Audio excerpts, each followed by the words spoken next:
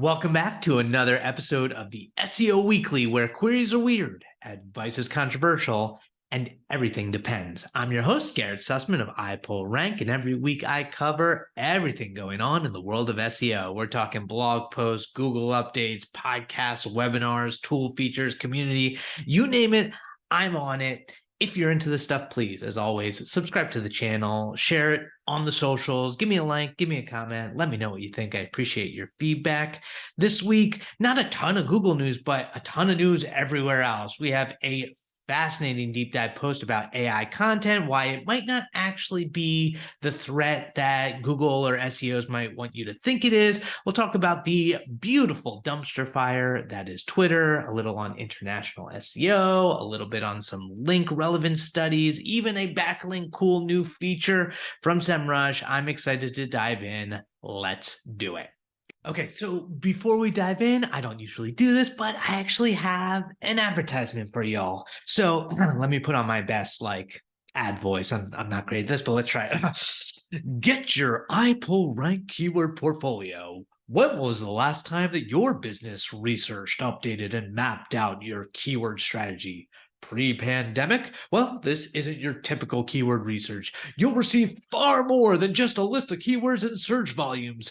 Segmented by the key stages of the buyer's journey across multiple personas and topical clusters, this report and associated data-heavy deliverables will help you execute a targeted content strategy that drives revenue down the organic search funnel, builds authority across your topic cluster, serves as the foundation of your integrated marketing. If you've got a slice of unspent SEO budget, work with iPullrank on a customized 5,000 keyword portfolio. Included are refresh keyword portfolio presentation up to 5,000 words, topic cluster targeting overview, content ideation targeting each of those clusters, and 3 monthly snapshots of iPullrank's new rank tracker, exact science in beta. Really cool. $10,000 if you order it by November 24th and get it by January 1st. So audience research, SEO, content strategy mixed together with this keyword portfolio. It's awesome. I've seen the ones that the teams have produced, and it's the type of thing that'll set you up for all of 2023. So if you're interested, there's a link in the description where you can sign up, talk about it, fill out an intake form, make a payment. It's so worth it. It's going to be so good. So that's the end of my ad spiel, but seriously consider it. If you have any questions, leave a comment, let me know. Happy to answer. Okay, so you remember how last week on SEO Battle Zone, our own Mike King and Zach Chahalis were talking all about AI content and whether it is this SEO boogeyman, whether you can or should use AI content on your website, and will that hurt your visibility or your search rankings, traffic, organic growth, all that? Well, in that video, Mike referenced the blog post he was working on, and lo and behold, it's been published and it's epic. 5,000 words going through exactly what AI content is, why it is or isn't problematic, what you should do. Highly recommend that you read it. But in essence, Mike explains large language models, the proliferation of the last 5 years, and how complicated and epic and huge they've become, and using things like natural language generation models like GPT-2 and GPT-3 to create, in essence, not write content, but emulate existing content. He explains how it works, where these models use all sorts of documents to inform and basically predict the next word that should come in a sentence. So when these models are generating content, they're not writing it. They're basically looking at the context of whatever has already been written and trying to predict, based on all these other documents, what comes next, which can be problematic for a range of reasons. Now, first off, what these models are trained on inherently have some biases in them. Yes, they're pulled from some factual documents like Wikipedia, but some of them are also pulled, content from random WordPresses or even Reddit, which you could see why that might be an issue. In addition, it takes a lot of energy to train these models, so there's environmental issues. Also, they're static. Once they're trained, a lot of times they're just left based on that original training and used for years and years and years, and facts and information and content changes. So if it, used documents from, 2010, a lot has happened since then, and they might not be as effective. Then Mike ultimately talks a little bit about where you should use it. And some examples might be, very short text generation. Like, you can't expect it at this point to create optimized, factual content for your entire, million-page website. But maybe you just generate little text snippets, or you use it to generate content briefs, that aren't actually going to be published. Or images is one thing that is actually really cool and functional, and they're getting a lot better for images. That isn't as problematic to have them generate a lot of, NLG images. Ultimately, what Mike talks about is you can't ever use the raw content, on the web. That's going to be factually inaccurate. It's going to be problematic. What you can do is continue to train and fine-tune your models to produce better content and to better emulate the tone of voice of the content that you want to use. Always use editors like John Doherty's editor. Ninja is a great service to have like a human actually look at the content and improve upon it.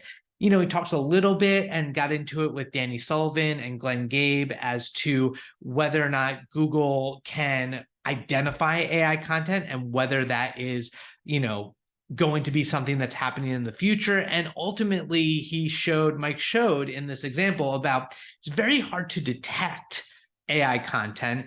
Not only that, if it is edited at that point, is it even AI content anymore? Like, if it's been edited, if you take the raw content and someone edits it, is that even a problem? Like, does it even matter, especially if the content is helpful and factual and edited? Doesn't matter that it's AI content. And then ultimately, everyone has access to AI content.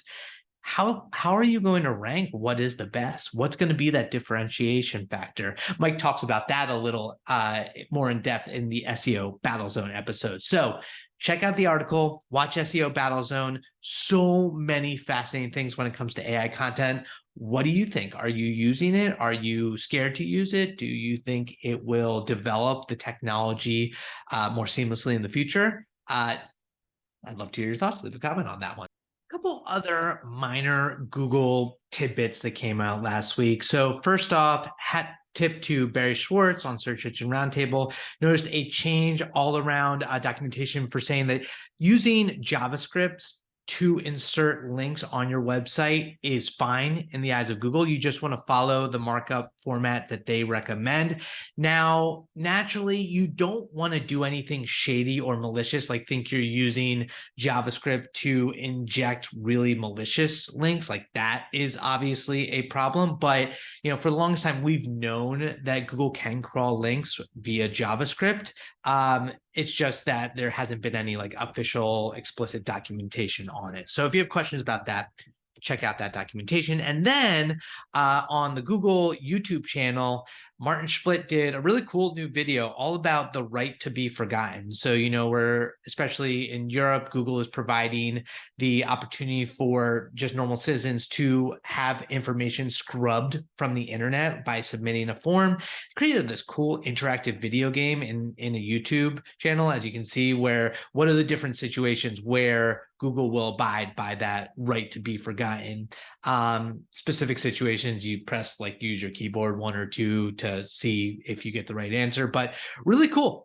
So if you are curious about that, inform yourself, check out that video. Okay, so if you watch the show, I love SEO Twitter. It's an amazing community. And if you are on Twitter, you know that a certain billionaire, Elon Musk, purchased it, officially took over, and it has been a wonderful dumpster fire ever since. Now, I haven't gotten too involved with, the problems there. One major problem has to do with the blue check marks and Elon allowing, everyone to basically purchase it for $8, which creates all these parody account situations and not knowing who to trust and who's who, and cutting the moderation team completely. So there's a lot less moderation, a lot more hate speech.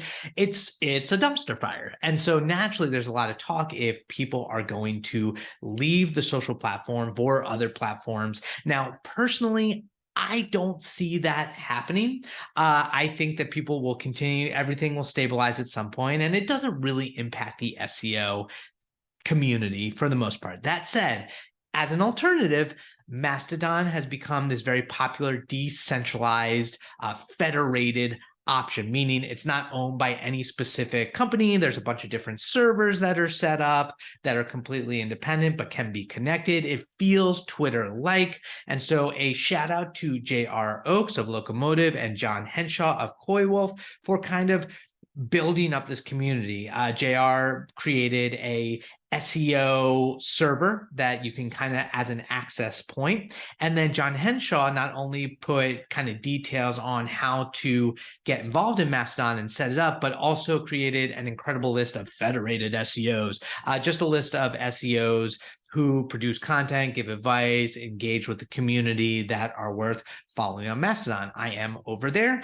I posted a picture of my dog, and that's really the extent of it. But if you want to see another place that SEOs are hanging out and sharing content, it could be a social platform solution if Twitter does Titanic and iceberg it down the water. Well, yes. Speaking of Twitter, it does march on, and there were some great tweets and Twitter threads this week. One being from Patrick Stox of Ahrefs, asked the community, if someone comes to you and says, tools identified some toxic links, should I disavow them? What do you say? Tell them it's a bad idea, or do nothing and let them hurt themselves. So this is, in Webmaster Tools, there was this tool to disavow links. Now, SEMrush also gives you the ability to disavow links. Generally, in the world of SEO, many SEOs caution against it because you don't really know the consequences. And this idea of toxic links, as stated by even John Mueller, is like, it's not a thing. It's a thing that tools made up. In theory, it's like, okay, say you have all these spammy links or porn links or awful links that are pointing to your site. Does that hurt your rankings? And Google at this point is pretty smart enough to know the difference, even with PBNs, like when you're involved and when you're not, but you don't want to engage in any sort of linking schemes.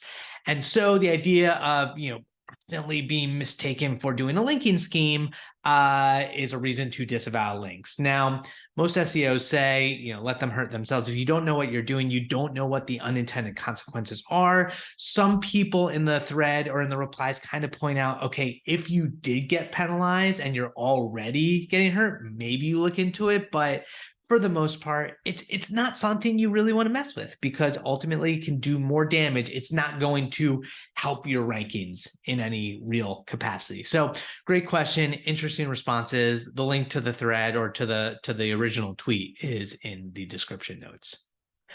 And then Lyndon Nelson-Allen put together this great thread. He does all these epic threads, great follow on Twitter, but he talked all about whether or not SEO ever actually changes. And he kind of vents about the fact that the fundamentals are always still the same. Yes, there are updates. Yes, there are like new features and new SERPs and new tools, but fundamentally, it comes down to good content, using links, focusing on things like title tags and meta descriptions and content on page and technical SEO. In essence, SEO doesn't really fundamentally change. And for the most part, I agree with him. I think there are some elements that are changing, but his point is, there's never like a new technique that actually changes the game.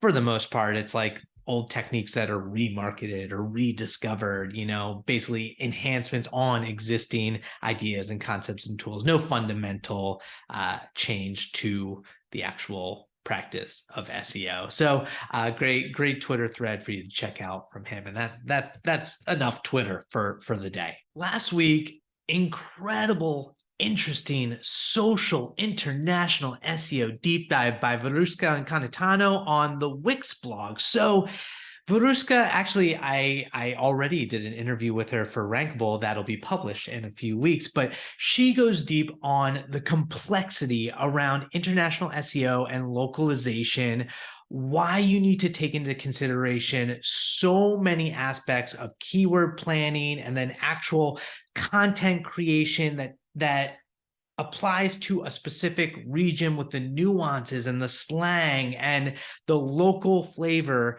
in order to be successful. She gives a great example about how when Pampers in the 70s tried to go to Japan and they had this packaging with a stork on it, bringing diapers, but like there are no stork stories about bringing babies in Japan. They actually do like a peach that floats down the river, and how that was a disaster. Then she talked about like some examples in Europe, for instance, the way that different cultures evaluate products. So, Germans look at quality and value, and the French focus on, word of mouth and social referrals, and Italians prefer anything made in Italy, or, Spaniards and this, people who from Spain focus on, environmental considerations, and how all of those, cultural nuances will influence ultimate purchases and in turn SEO. So one example that she talks about is, when you're doing keyword research, if an Italian is looking to travel using the word, villa for their search term versus maybe a lower volume search term like casa di campagna for a specific type of vacation, you need to understand what the locals are actually searching for. And even if that's not the highest search term, you need to take that in consideration with your content strategy. Additionally, the way that people, different cultures interact with websites, whether it's, button colors or placements of elements, just because you rank highly, if they click over to your site and then the content doesn't match, what they're used to, you're not going to get a purchase. So there's so much more considerations. It's not a matter of just taking existing content and translating it into the language of that country. No, you almost have to transcreate the content. And there are a bunch of other do's and don'ts that she recommends in terms of ensuring that you're not just, setting yourself up for failure by just taking a high performing page in one region or one country or one language and just making an apples to apples, kind of similar recreation on another page. It is so much more nuanced than that. If you do work in any sort of international SEO, or if you even work like in the US, but you have different regions and you need to consider like how different the Northeast is from the South to the West Coast, it's a great read. It's a great deep dive. Awesome work, Veru.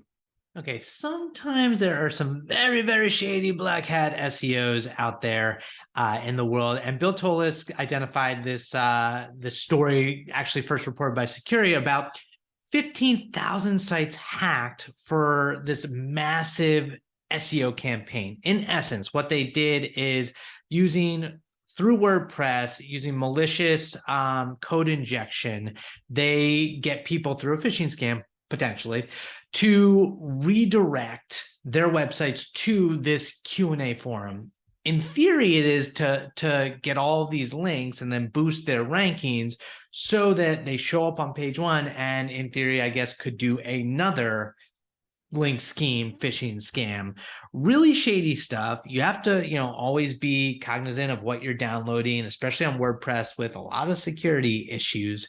But it's interesting to see like this malicious hacking attempt for SEO purposes. Yeah, it happened. So interesting article there, just something to be aware of when it comes to security of your website and that awful world of schemes and spam and malfeasance, if you will. Okay, so we all know that links are really important when it comes to rankings, the backlinks and where they come from and the volume. Well, really interesting study published on Moz by Domenica Dottavio of Journey Further, where they wanted to look at topical relevance of links compared to domain authority, which is a Moz created metric of, how likely you are to see a certain domain show up at the top of SERPs, and link volume.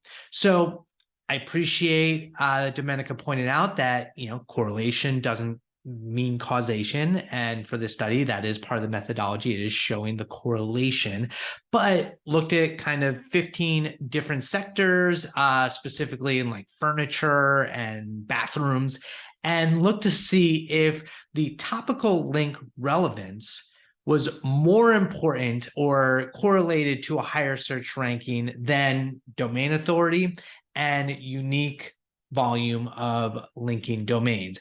And they found that that seems to be the case, which makes sense that it's more about the quality of links that you get and how relevant it is to the topic that your entity is trying to gain authority for than just the number of links or even just your domain authority to begin with. Now, remember, domain authority is not a ranking factor. It's something that Moz came up with, but for the most part, it does have a certain amount of accuracy of whether something appears high in search ranking. So cool study. Check it out.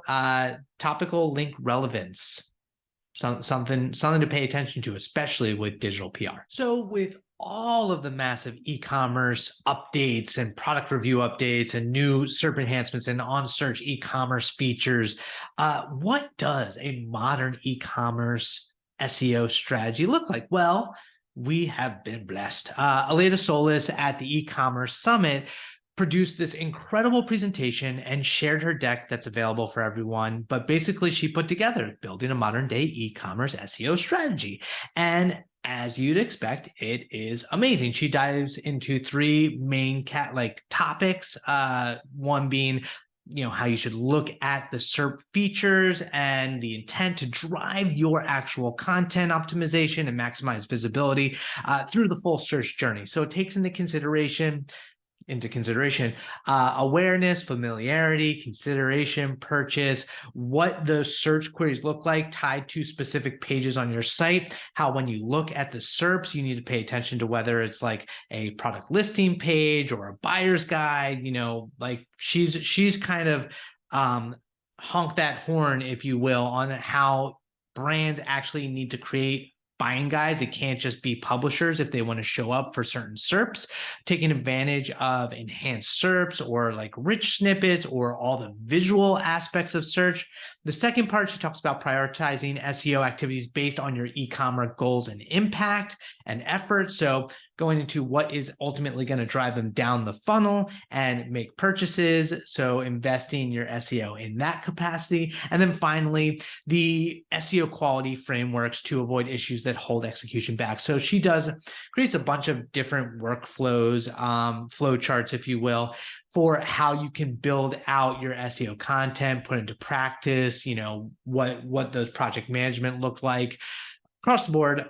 Awesome presentation. If you are in e-commerce, definitely check it out. And it's very up-to-date and modern with everything that's been coming out over the last few weeks and months. Great job, Aleda. So I got to give some credit to Zemek Buko of Onely, putting out some absolutely banger content.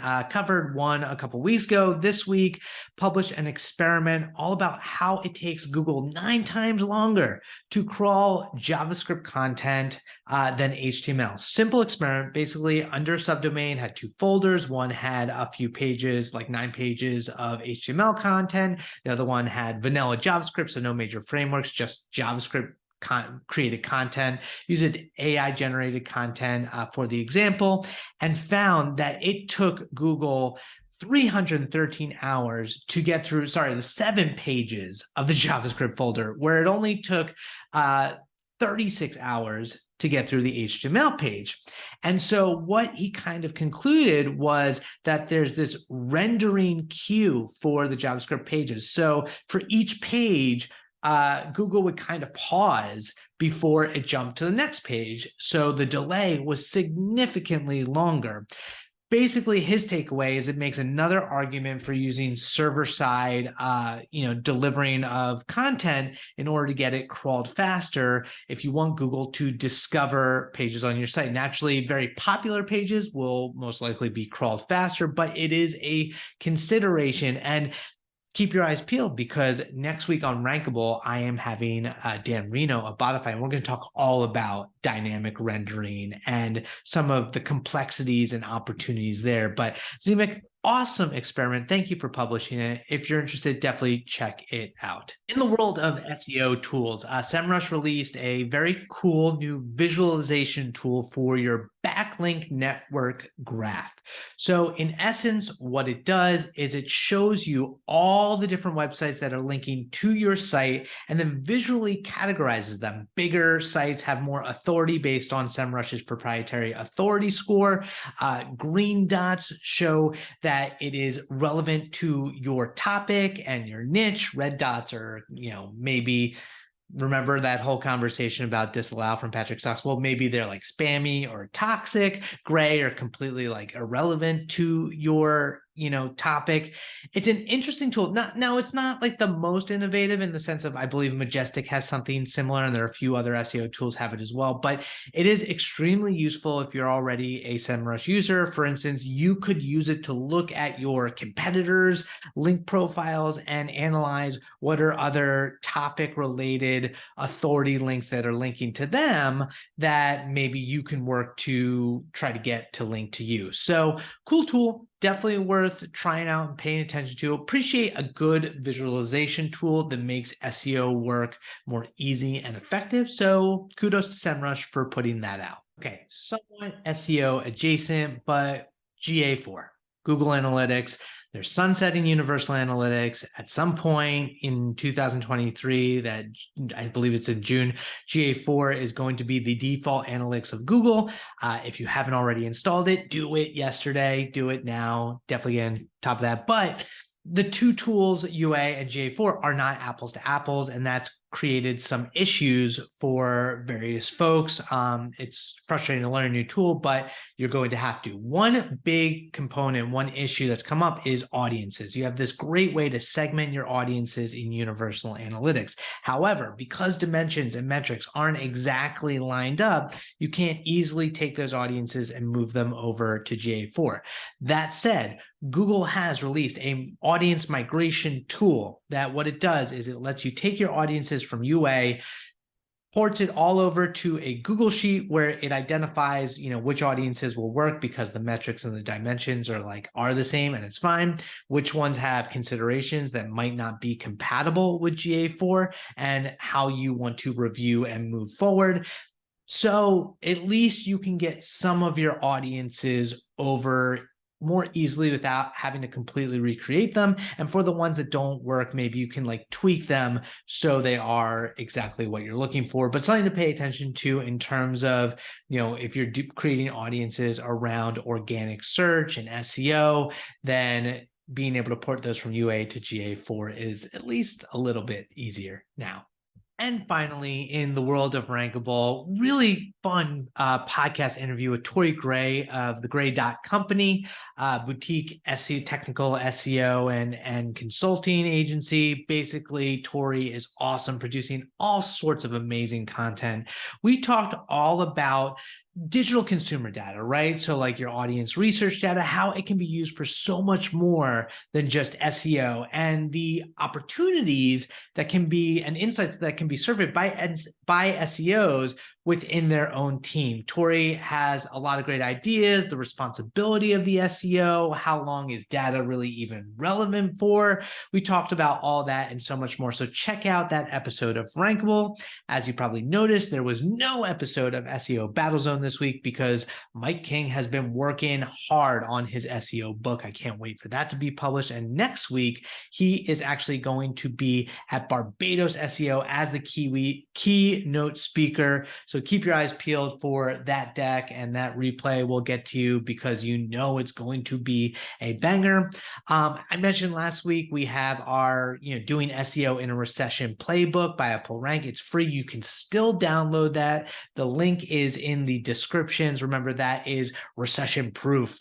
Your SEO playbook in economic uncertainty. Basically, it goes through whether there is a recession or not. A lot of marketing teams are making budget cuts and reducing their SEO, and why that's the absolute worst thing to do when your competitors are going to leapfrog you, because SEO doesn't stop. It's iterative. You always have to keep, focusing on it, and consumer behavior changes, right? So the way people are searching for, your topic, your product, your services, you need to stay adept to that. And SEO is a big part of that.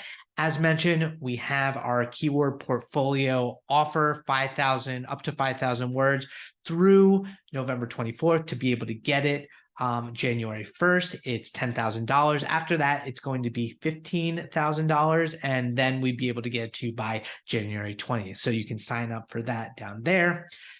That's it. That's it. Another episode of the SEO Weekly in the books. We are coming up on Thanksgiving, so we'll have one more episode before Thanksgiving break, then the holidays. So, we'll be doing episodes here or there. But as always, if you enjoy this, please subscribe to the channel, share it. I appreciate, getting the algorithm going, getting it on social, sending it to your mom or your dad or your brother or your best friend or your child. I don't know, whoever is close to you in your life, send it to them if they care about SEO or all the other SEOs in your world.